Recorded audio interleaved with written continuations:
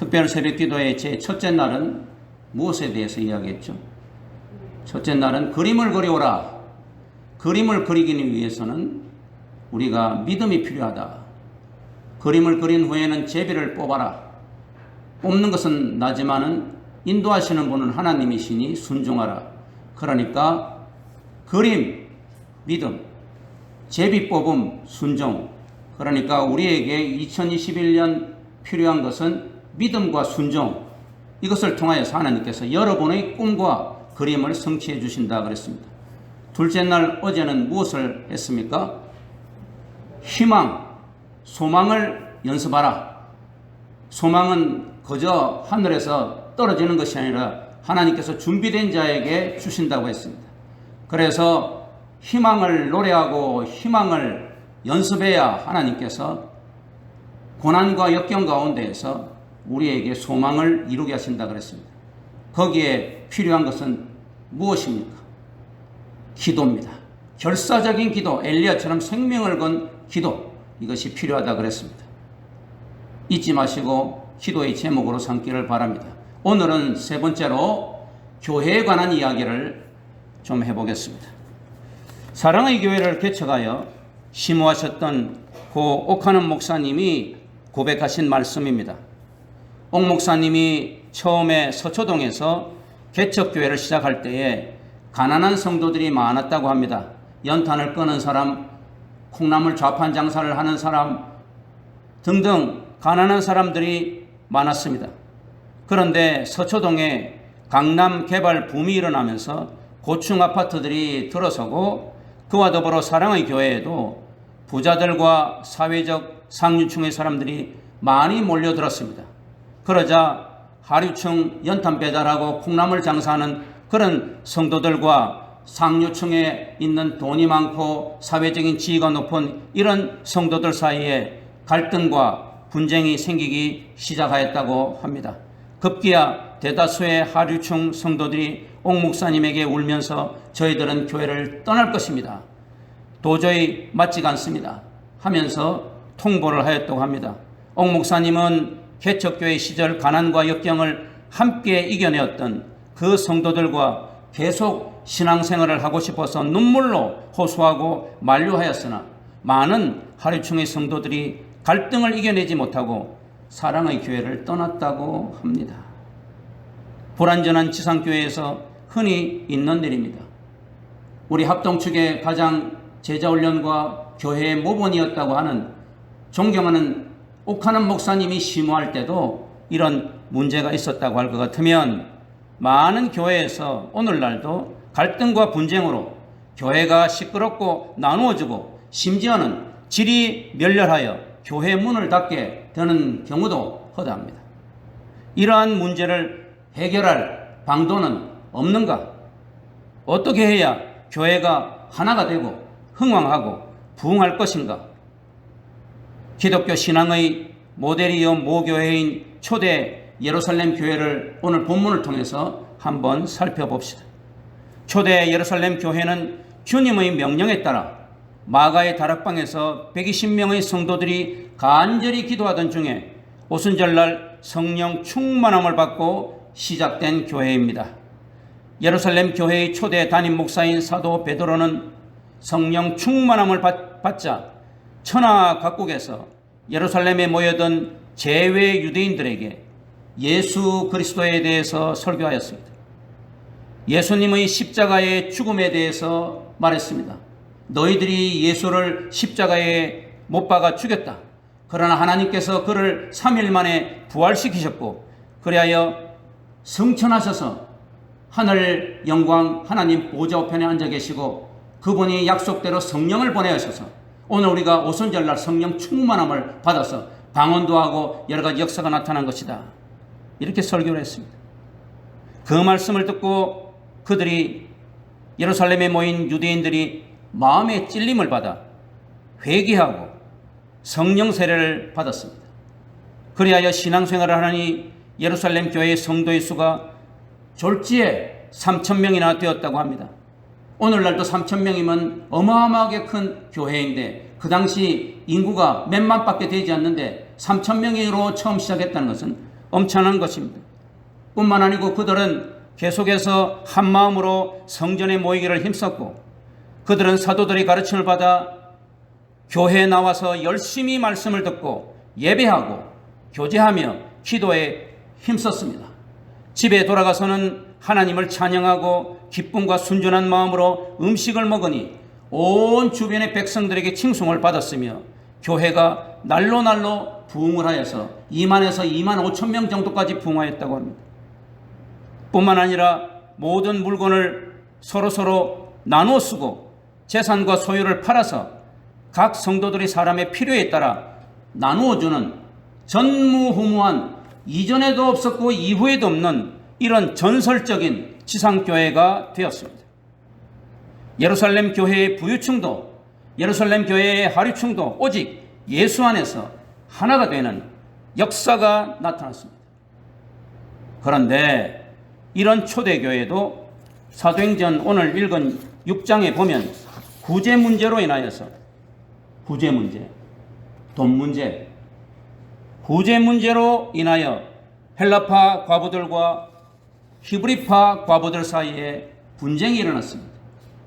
네가 얼마 받았느니, 내가 얼마 받았느니, 우리는 많이 못 받았느니. 소수의 헬라파 과부들이 구제에 빠졌다는 것입니다. 베드로와 11 사도들은 육신적인 문제의 해결을 위해서 영적인 해결책을 내어놓았습니다. 돈 문제가 육신적인 문제인데, 이 베드로와 11 사도들은 이 육신적인 문제를 해결을 하기 위해서 영적인 해결책을 내어놓았다는 사실입니다. 오늘 우리가 2021년대 가정에서도 교회에서도 많은 육신적인 문제가 생길 것입니다. 그럴 때에 우리가 어떻게 해야 교회가 하나가 되고, 어떻게 해야 가정이 하나가 되고 우리가 정말로 흥왕할 수 있느냐? 영적으로 해결해야 된다는 사실입니다. 베드로와 11 사도는 크게 깨달았습니다. 엄청난 그런 부흥과 엄청난 역사가 일어났음에도 불구하고, 하나님께서 우리에게 경고하시는 것이 있구나. 그들은 역시 성령 충만함을 받은 그런 자들다웠습니다. 그래서 이제부터 나 베드로를 비롯한 11 사도들은 기도와 말씀에 전념하겠노라, 기도와 말씀에 집중하겠노라, 그렇게 선언하였습니다. 그리고 교회의 재정과 구제와 봉사는 성령 충만하고 지혜가 넘치고 사람들에게 칭송을 받는, 역시 평신도들도 영적이라 해요. 이런 7 집사를 뽑아서 너희들이 다 알아서 해라. 우리는 이제부터 이 10,000명, 20,000명이 넘은 이 교회들, 이 교회의 성도들, 이것을 주님 안에서 하나가 되고 부흥하게 하기 위해서는 오직 영적으로 말씀과 기도에만 전념하겠노라, 이렇게 선포하였습니다. 그리고 베드로와 11 사도가 그렇게 실행을 하여 나가자 교회가 또 크게 부흥하였다. 오늘 사도행전 6장 7절에 보니까 하나님의 말씀이 점점 왕성하여 예루살렘에 있는 제자의 수가 더 심히 많아지고, 성도의 수가 그러지 않고 제자의 수가 그랬습니다. 이 제자라는 것은 예수 그리스도의 제자 훈련을 받은 사람, 양육을 받은 사람, 뜨내기 그런 신자, 이름만이 신자, 문이 많이 신자인 그런 성도들이 아니라 확실하게 예수의 십자가의 뒤를 따를 수 있는, 목숨 걸고 주를 위해서 살아갈 수 있는 그 제자의 수가 더 심히 많아지고, 더 놀라운 사실은 허다한 제사장, 유대교의 제사장들, 예수를 핍박하고 조롱하였던 유대교의 제사장의 무리도, 제사장이 한 사람이 아니라 제사장의 무리들도 이 복음에 복종하더라. 초대 예루살렘 교회는 불완전한 지상교회의 문제와 갈등을 영적인 해결책으로 풀어나감으로써 교회가 하나가 될 뿐 아니라 부흥하게 되었습니다. 그런데 베드로를 비롯한 12사도가 영적인 해결책을 제시한 기도와 말씀에 집중한다 하는 것은 오늘 히브리서 저자의 주장에 따르면 오직 한 곳에 집중하라는 것입니다. 즉 다른 말로 해서 예수님에게 집중하라 그 말입니다. 그런데 재미있는 것은 이 히브리서 저자는 12장에도 3장에도 계속 많은 부분에서 예수를 이야기하고 있습니다. 그리스도라는 말은 빼고 예수라고 하는 말 속에는 무엇이 있습니까? 예수님은 인성을 가진 사람이시라는 이야기죠. 아들을 낳으면 이름을 예수라 하라. 마리아의 몸에서 태어나기 전에 천사장 가브리엘이 이야기했죠. 하나님의 아들이신 그리스도인 예수님은 이름이 예수인데 그 예수는 완전한 사람의 몸을 입은 분이라는 이야기. 그러니까 지금 오늘 여기에서 제가 이야기하는 것도 예수님께서는 사람의 몸을 입고 이 교회의 문제를 해결하여서 우리에게 본을 보이셨다는 의미를 가지고 있습니다. 이 예수님에게 완전한 사람이신, 물론 하나님의 아들이시고 그리스도이시기도 하지만 이 사람이신 예수님이 모델이 되어서 예수님만 바라보고 예수님만 집중해 나아가면 여러분의 개인의 분쟁의 문제와 가정의 분쟁의 문제와 교회의 분쟁의 문제가 해결될 것이다 그 말입니다. 예수님께 집중하기 위하여 성전에 모이기를 힘쓰고 오로지 기도에 힘쓰고 떡을 떼며 교제하고 성경 공부를 하고 열심히 설교를 듣고 찬양을 하고 예배를 드리라는 것입니다. 그렇게 할 때에 개인의 문제나 시험거리, 교회의 문제나 갈등이 온전히 해결될 것이라는 말씀입니다. 구체적으로 한번 살펴봅시다. 예수님께 집중하자. 12장 2절에 믿음의 주여 또 온전케 하신 이인 예수를 바라보자. 이 바라보자 하는 이 단어는 현재 분사예요. 현재 분사를 왜 썼느냐? 계속 끊임없이 쉼 없이 중단 없이 바라보라는 이야기. 한 번 바라보고 마는 것이 아니라 계속해서 바라보는.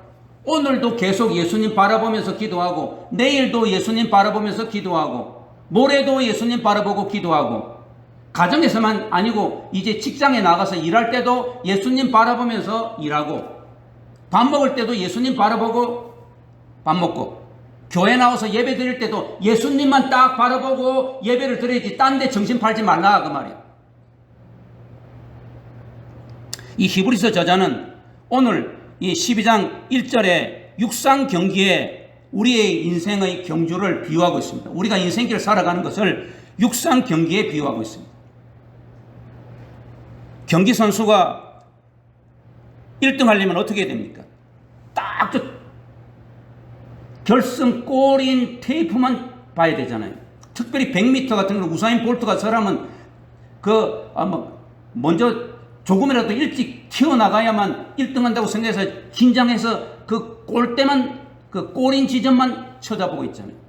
만약에 그 경기 선수가 골인 지점을 쳐다보지 않고 딴데 저 차가 대단히 멋있는데 저 여자 굉장히 예쁜데 저런데 정신 팔려가지고는 1등이 아니라 꼴등도 못하죠.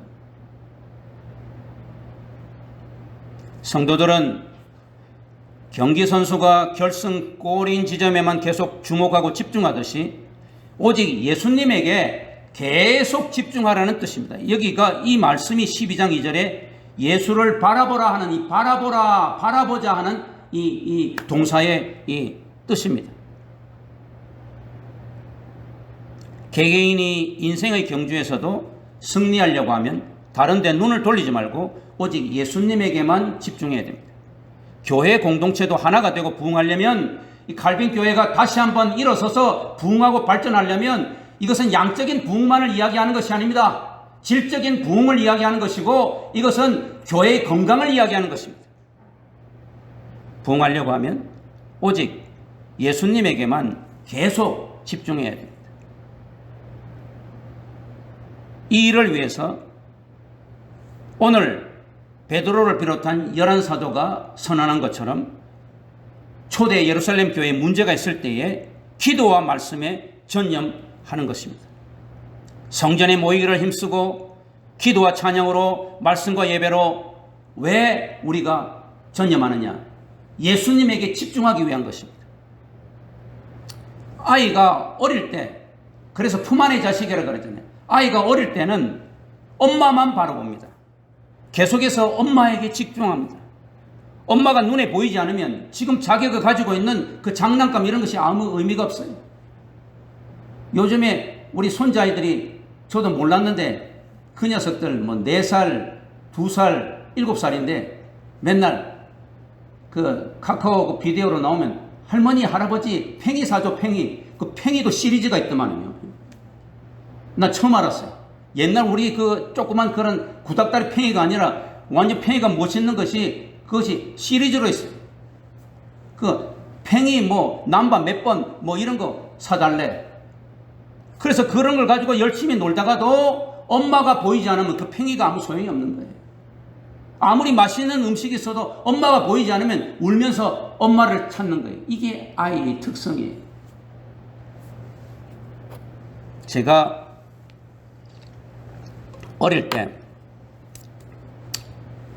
어린 시절에 잊지 못할 충격적인 기억이 하나 있는데, 저는 지금 말이 좀 짬뽕인데, 제가 원래 서울에서 태어났습니다.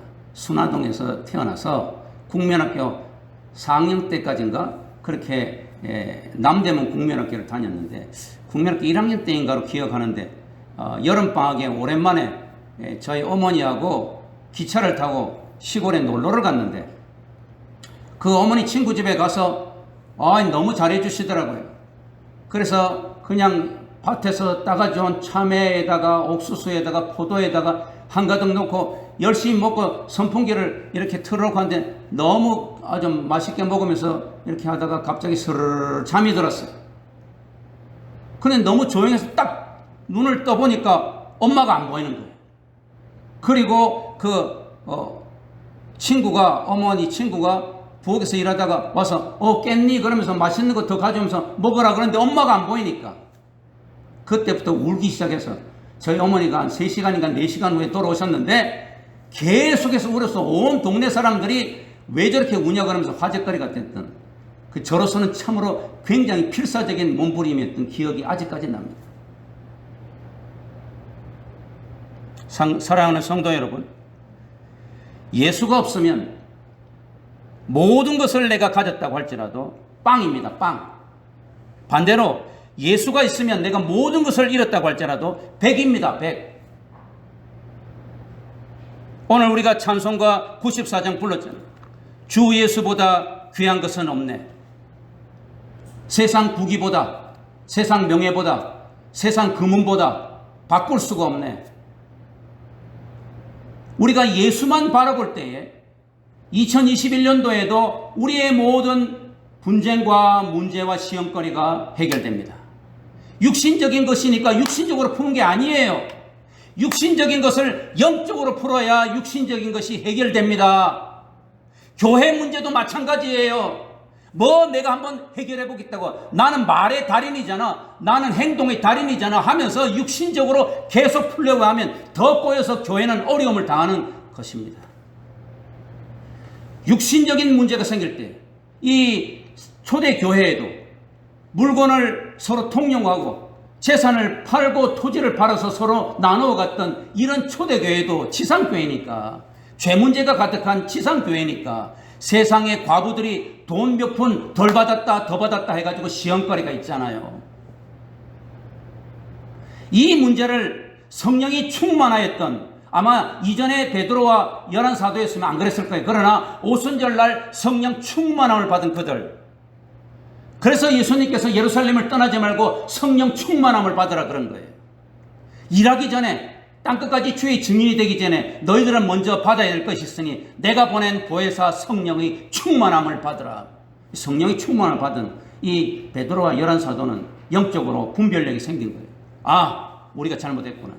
우리가 해야 할 일은 영적인 것이다. 기도와 말씀에 전념하는 것이다. 이것을 오늘 히브리서 저자는 예수만 바라보는 것이, 한 번 바라보는 것이 아니고, 기분 좋을 때 바라보는 것이 아니고, 하나님이 내 기도에 응답해서 취직하여 또한 하나님께서 나에게 아파트를 주셔서 바라보는 것이 아니라, 힘들 때도 어려울 때도 실패할 때도 안 될 때도 계속 예수만 쭉 바라보자. 마치 이 운동선수가 결승 골인 지점만 바라보면서 달려나가듯이, 그 이야기. 히브리서 저자는 12장 3절에서 저도 이렇게 막 목청 돋워서 열을 내지만은 예수만 계속해서 쭉 바라보지 못할 때가 많잖아요. 솔직히 말해서. 저도 그렇거든요. 일이 좀 잘 될 때는 예수를 엄청 바라보다가 힘들고 어려울 때는 예수를 잘 바라보지 않을 때가 많거든요. 그래서 히브리서 저자가 염려가 되어서 이제 3절에서 너희들이 예수 바라보다가 예수 집중하는 데에 피곤할 때가 있지, 낙심될 때가 있지, 그럴 때 피곤하지 말고 낙심하지 말라. 피곤하거나 낙심하여서 예수님 바라보는 것이 중단될 때 어떻게 되느냐? 예수님을 깊이 생각하라 그랬습니다. 예수님을 깊이 생각하라. 이 12장 3절에도 3장 1절에도 보면 예수를 깊이 생각하라고 했는데 오늘 12장에서 다시 여기 예수를 깊이 생각하라 그렇게 말하고 있습니다. 뭘 생각하느냐? 예수님이 나에게 어떤 분인가? 예수님은 나에게 어떤 분인가를 깊이 생각해 보라. 오늘 2절에 예수님은 나에게 어떤 분이냐? 첫 번째, 믿음의 주님이십니다. 예수님은 나에게 믿음의 주님이세요. 이 주님이라고 하는 것은 사실 헬라어 원어에 보면 이 좀 큐리오스라고 하는 단어가 아니고 원래 주라고 하는 단어는 큐리오스인데 큐리오스라고 하는 단어가 아니라 이것은 이 아르케, 다시 말해서 이 모든 우주 만물의 시작이고 창시한다는 그런 뜻인 창시자, 선구자, 통치자라는 뜻입니다. 그러니까 예수님은 믿음의 주요, 이 말은 믿음의 창시자다 그 말이에요. 특별히 나에게 나의 믿음을 시작하게 하신 분이 누구? 나? 노영근? 아니에요. 예수님이라는 말이에요. 여러분이 믿음을 갖게 된 것은 예수님 덕분이에요. 오늘날 저보다도 잘나고 똑똑하고 인격도 훌륭하고 많은 것을 알고 성품 좋은 사람이 얼마나 많이 있습니까? 근데 그 사람들은 예수 안 믿어요. 아무리 예수를 전해도 예수를 안 믿어요. 그런데 나같이 더럽고 성질도 별로 좋지 않고 여러 가지 부족한데 나는 예수를 나의 구주로 믿고 예수님 생각하면 눈물이 나고 감사 감격하고 그러니까 이 영하 11도가 되는 이 아침에도 주님께 달려나왔잖아요. 그러니까 믿음의 주요의 말은 나의 믿음의 창시자, 나의 믿음을 인도하신 자, 나의 믿음을 시작하게 하신 자가 누구냐? 예수라 이 말이에요. 그러니까 예수를 바라봐야지. 그래서 에베소서 2장 8절에는 보면 믿음조차도 하나님의 선물이라 그랬잖아요. 우리가 우리의 믿음이 좋다고 교만하지 않기 위해서, 다른 사람을 멸시하지 않기 위해서 하나님이 선물이란 말이에요. 하나님이 우리를 성령을 통하여서 예수를 믿게 하시고 예수를 생각하면, 십자가를 생각하면 눈물이 나고 감사 감격이 나고 예수님의 그 귀하신 부활을 생각하면 나도 할렐루야에 영광스럽고 예수님의 말씀이 곧 나에게 생명이고 법이고, 이것은 뭐예요? 바로 예수님이 나의 믿음을, 다른 사람은 모르겠고 뭐 다른 사람 오케이, 그러나 나에게 예수님은 믿음의 창시자고 시작하게 하는 분이라. 예수님께서는 나에게, 다른 사람 말고 나에게 영원한 생명을 주시기 위해서 십자가를 참으사 부끄러움을 개의치 아니하시더니, 여기서 부끄러움이라 말한 것도 아까 제가 말한 대로 예수님의 인성을 강조하는 것입니다. 이 요한복음에는 보면 십자가를 이런 부끄럽다, 고난이다, 저주다 이런 말은 절대 안 씁니다. 왜? 요한은 예수님은 하나님의 아들이라는 것을 강조하기 때문에. 그래서 이 십자가는 영광스러운 것이다. 십자가를 영광이라 그랬습니다. 왜? 만왕의 왕이시고 만주의 구세주이신 그 하나님께서 우리를 위해 십자가에 달렸으니 이것은 영광이다. 굉장히 긍정적이고 굉장히 영광스러운 말만 씁니다. 그런데 오늘 여기에서 이 12장 2절에 이 히브리 저자가 부끄럽다 이 말은 인간적인 관점에서 볼 때 십자가는 얼마나 부끄러운 것입니까? 그 당시에 가장 악랄한 죄인들, 반역자들만 처단하는 로마 시민들은 이 십자가에 처단하지도 않는, 그래서 사람들에게 조롱거리가 멸시거리가 된 것이 십자가 처형이잖아요. 그런 인간적인 면에 볼 때에 예수님은 굉장히 부끄러움을 당하신 거예요. 그런 면에서 예수님은 십자가를 지신 그 부끄러움을 참으셨다 그랬어요. 누구 때문에? 나, 노영근 때문에, 여러분 때문에, 나의 믿음 때문에, 여러분의 믿음 때문에 그 말. 그러니까 예수를 계속 바라봐야지. 부끄러울 때도, 낙심될 때도, 피곤할 때도 예수를 계속 바라보는 것을 포기해서는 안 된다는 이야기. 우리가 왜 계속 예수를 바라봐야 되는지, 우리가 예수를 바라볼 수 있는 우리 모티브가 되는지, 동력이 되는지를 이야기하고 있는 것입니다. 십자가를 참으사 부끄러움을 개의치 아니하시더니 죽음을 이기고 부활 승천하셔서 하나님 보좌 우편에 앉으신 심판의 주님이 되셨다. 2절에 말하고 있어요. 그 예수님, 인간이시던 그 예수님께서 십자가에서 죽은 것으로 끝나지 않고 3일 만에 부활하셨고 죽음을 이기셨고 부활 승천하셔서 이제 영광의 하나님의 아들로서 그 권세를 다시 찾으셔서 심판의 주로 앉아 계시면서 이제 종말에 주님 다시 재림하실 때 심판하실 주님으로 오셨다. 이렇게 말하고 있어요. 이 예수님이 나의 믿음의 창시자라니까요. 여러분의 믿음은 여러분의 것이 아니고 예수님이 시작하게 하셨다니까요. 그러니 예수님만 바라봐야지. 그래야 문제가 해결된다니까요. 지금 여러분 개인의 문제를 가지고 나왔죠? 개인의 문제가 없습니까? 개인의 문제는 믿음의 주, 나의 믿음의 시작, 선구자 창시자인 예수님을 계속 바라봐야 된다는 것을 가르쳐주고 있습니다. 예수님께서는 저와 여러분에게 생명을 주시기 위해서, 믿음을 주시기 위해서, 하나님이 자녀가 되게 하기 위해서 하신 일이 뭡니까? 참으셨다. 인내를 이야기하고 있습니다. 예수님 바라보는 데는 인내가 필요하다는 이야기. 내일은 이제 15도, 모레는 17도. 참, 날도 참 잘 골랐다, 우리가. 정말 최고의 지금 추위다, 그러고 있어. 눈도 온다, 그래. 얼마나 인내하면서 이 6밖에 되지 않는 특별 새벽기도회를 계속할 수 있을 것인가. 예수만 바라봐야 돼. 나의 믿음의 창시자인 예수만 바라봐야 돼. 우리 예수님께서는 부끄러움도 참으시고 또 우리가 주님을 때때로 배신하고 거역한 일도 참으셨다. 3절에 그러고 있어요. 그런 예수님을 깊이 생각하고 예수님 바라보는 일을 포기하지 말라는 뜻입니다. 예수님에게 주목하는 데에 피곤해하지 말고 낙심하지 말라는 뜻입니다. 예수님처럼 참고 또 참아 예수님만 목표하고 신앙의 경주를 끝까지 달리라는 뜻입니다. 히브리서 11장에 나오는 믿음의 선진들이 바로 그 증인들입니다. 아브라함이 그렇고 모세가 그렇고 스데반이 그렇고 모든 신앙의 인물들, 그들은 끝까지 참고 또 참으면서 예수님만 바라보고 신앙의 경주를 하여서 드디어 결승점에 올인한 신앙의 승리자들이라 그 말입니다.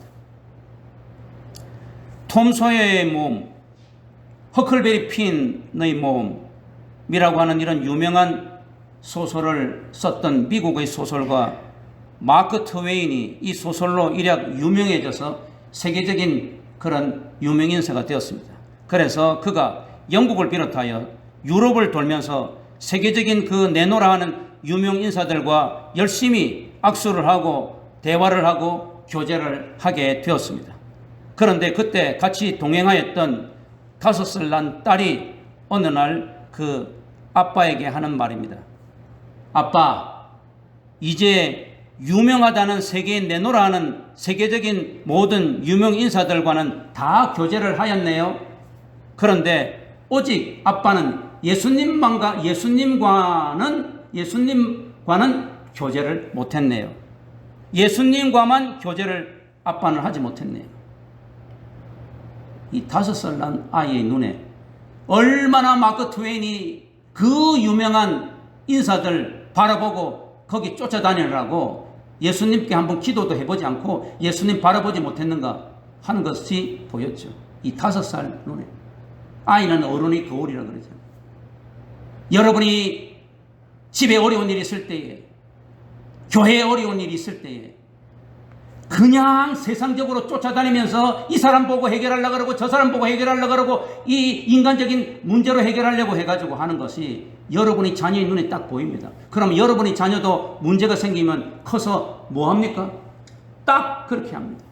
아무리 여러분이 좋은 말로 신앙적으로 하라고 해도 안 듣습니다. 아빠도 엄마도 그렇게 했잖아. 마땅히 행할 바를 아이에게 가르치라. 늙어서도 그것에서 떠나지 아니하리라.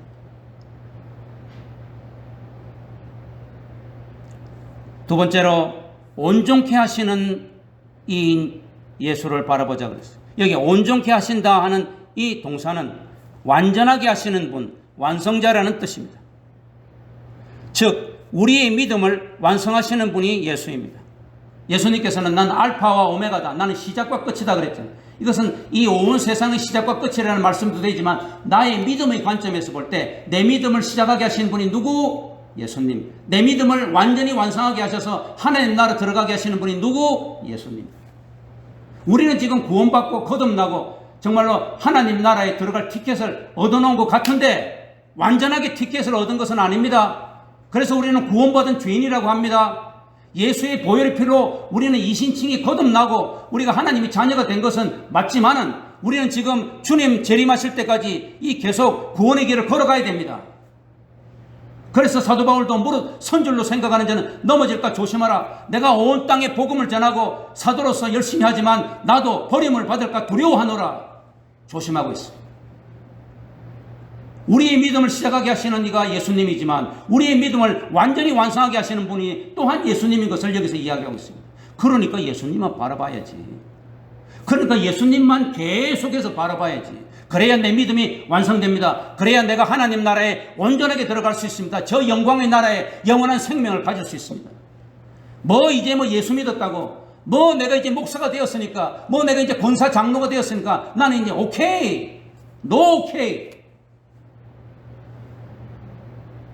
그러니까 새해에 더욱더 예수만 계속해서 바라봐야 됩니다. 이제 우리가 알았죠. 믿음의 주요 이 말은 나의 믿음을 시작하게 하신 분이 예수님이고 온전하게 하시니 나의 믿음을 완성하게 하실 분이 예수님이라는 이야기.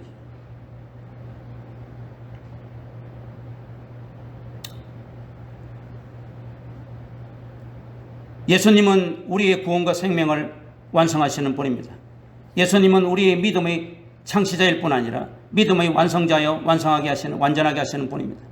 예수님은 우리의 믿음을 완성하게 하시고 완전하게 하시기 위해서 오늘 본문에 보니까 죄를 깨닫게 하신다. 우리의 허물을 알게 하신다. 우리가 죄와 싸우며 우리의 정욕을 날마다 죽이게 하신다 그랬습니다. 1절에 보니까 이 죄를 다 벗어버리라. 그 다음에 4절에는 보면 너희가 죄와 싸우되 아직 피 흘리기까지는 대항하지 아니하였지. 이제부터는 죄와 싸우는 것을 피를 흘리면서 싸우라. 그렇게 이야기를 하고 있습니다.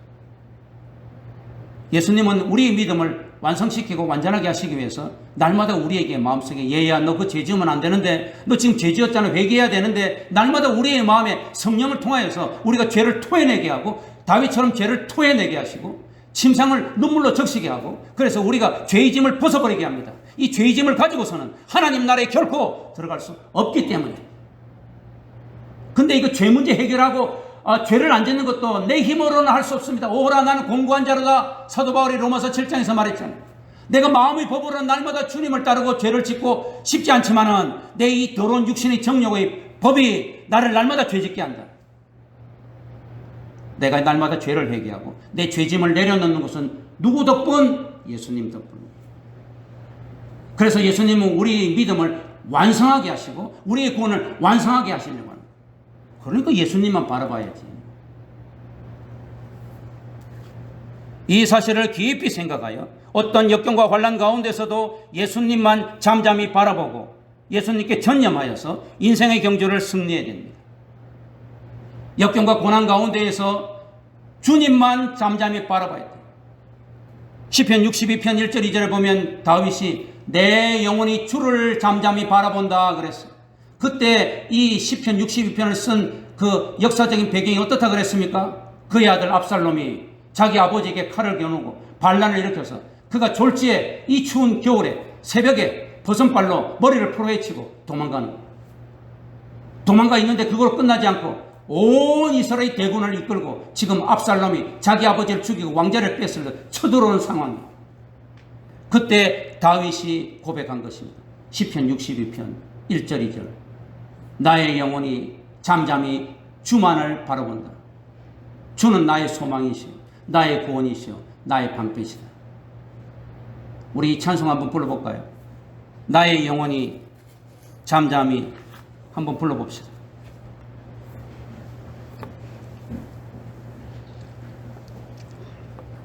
뜻을 생각하면서 시편 62편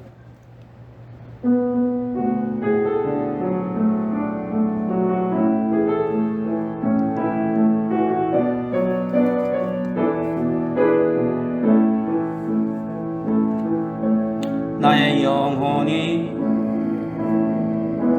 잠잠히 하나님만 바라며 나의 구원이 그에게서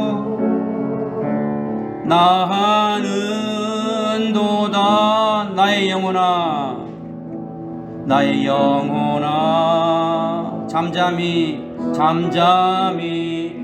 하나님만 바라라, 바라라. 나의 소망이 저에게서 나는도다. 오직 주만이 나의 반석, 나의 구원이시니. 오직 주만이 나의 산성, 내가 요동치 아니하리. 여기까지 말씀을 맺겠습니다. 예수님에게 집중하는 것은 상생의 원리입니다. 예수님에게 집중할 때에 교회에서 목사가 삽니다. 예수님에게 집중할 때에 성도들도 삽니다. 교회에 분쟁이 있고 어려움이 있고 위기가 있다고 할지라도 예수님에게 목사와 성도들이 우리가 이제 예수님만 바라보고 집중합시다 하면 목사가 삽니다. 성도들도 삽니다. 더 나아가서 예수님에게 집중한 교회가 살면 대한민국이 삽니다. 그리고 세계가 삽니다. 청교도들이 신앙의 자유를 찾아가서 건국한 미국은 세계 초강대국, 부유하고 영향력이 있는 나라가 되었습니다. 지금 여러 가지 어려움이 있다고 해도 여전히 미국의 영향력은 가히 세계 최고입니다. 그 미국의 시작은 신앙의 자유를 찾아서 마음껏 예배드리고 마음껏 예수님에게 집중하고 마음껏 기도하기 위해서 우리는 목숨 걸고 그런 신천 새 나라를 찾는다 하고 찾아가서 건국한 미국입니다. 그런데 스페인과 포르투갈의 모험가들은 금과 보물을 얻으려고 골드 많이 어떻게 하면 내가 돈을 많이 벌을 수 있을까, 어떻게 하면 금을 많이 얻을 수 있을까 해가지고 찾아가서 세운 나라가 브라질, 아르헨티나, 에콰도르 등등 칠레 등등 중남미 국가입니다. 이 국가들은 지금 대부분 궁핍과 마약과 범죄로 가난한 나라들로 전락해버렸습니다. 예수님에게 집중할 때 윈윈합니다. 내가 살고 내 남편이 살고 내가 살고 내 자식들이 살고 목사가 살고 교회가 살고 성도가 살고 그랬을 때에 이 대한민국이 사는 것을 잊지 마시기 바랍니다. 사랑하는 성도 여러분, 모든 것은 죄에서 비롯됩니다. 지금 행해지고 있는 모든 악행들은 모두가 다 죄에서 비롯됩니다. 욕심이 잉태간즉 죄를 낳고 죄가 장성하여서 사망을 낳는다고 말했잖아요. 죄의 모든 짐을 내려놓는 훈련이 필요합니다. 죄와 싸우되 피 흘리기까지 대항하라고 4절에 권면하고 있습니다. 그러기 위해서는 징계도 받아야 됩니다. 연단도 받아야 됩니다. 훈련을 받아야 됩니다. 계속 자고 있는데 그냥 야단치지 않고 됩니까? 여러 가지 딴 길로 가고 있는데 종아리를 때리지 않아서 됩니까? 그래서 히브리서 12장 5절 12절의 그 밑에 예수만 바라보라 그러고 이 바라보는 일이 제대로 되지 않을 때, 그래서 죄를 짓게 될 때 내가 너를 좀 채찍을 가하겠다. 만약에 채찍을 가하지 않으면 너는 나의 아들이 아니다. 나의 딸이 아니다. 사생하다. 그렇게 선언하고 있잖아요. 징계와 훈련을 받지 않으면 사생자입니다. 히브리서 12장 8절. 그러므로 예수에게 집중하기 위해서 모든 무겁고 복잡한 것을 다 벗어 던져야 됩니다. 예수만 계속 바라보기 위해서는 인내해야 됩니다. 만약에 그 일이 제대로 안 될 때 하나님은 우리를 아들, 딸로 사랑하기 때문에 채찍을 가합니다. 즐겨 연단을 받아야 됩니다. 즐겨 환난을 기뻐하면서 받아야 됩니다. 예수만 계속 바라보기 위해서는 2절에 인내해야 됩니다. 예수라는 꼬린 지점을 향하여 계속 죄와 싸우며 인내로서 나아가 반드시 승리하여야 합니다.